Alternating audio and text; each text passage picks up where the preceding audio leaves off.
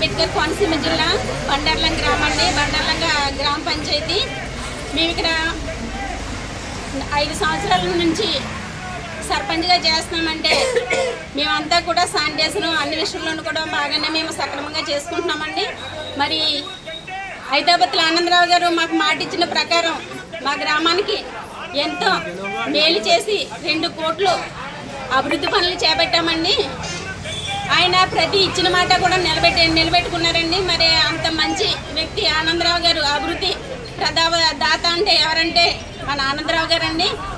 ఆనందరావు గారు అంత అభివృద్ధి చేసుకుంటూ మరి ప్రతి గ్రామంలోని మంచి పేరు తెచ్చుకుంటూ మరి ఇన్ని అభివృద్ధి కార్యక్రమాలు చేయడం వల్ల అది ఓర్వలేక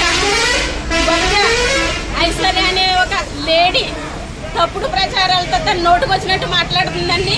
మరి అది ఎంతవరకు కరెక్ట్ అని మా గ్రామ ప్రజలందరూ అండగా ఉన్న లేడీస్ అందరూ కూడా ఆనందరావు గారి తరఫున మాట్లాడటానికి ఇదిగో గ్రామ పంచాయతీ దగ్గరికి వచ్చారండి. మరి ఆనందరావు గారి అభివృద్ధిని చూసి ఓర్వలేక అసూయ కుట్రతోటి మరి ఆవిడ చేసి వ్యాఖ్యలు అది మంచి పద్ధతి కాదండి.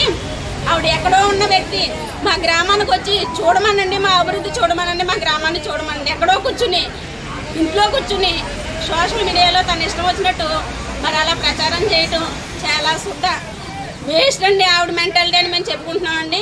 మరి అంత అలాంటి వ్యక్తిని ఆడ మనిషి అంటే ఒక పద్ధతిగా ఒక గౌరవంగా చూసేవాళ్ళకి ఒక సోదర భావం కలిగించేలాగా ఉండాలి. తన ఆడ వ్యక్తిలాగా ప్రవర్తించట్లేదండి.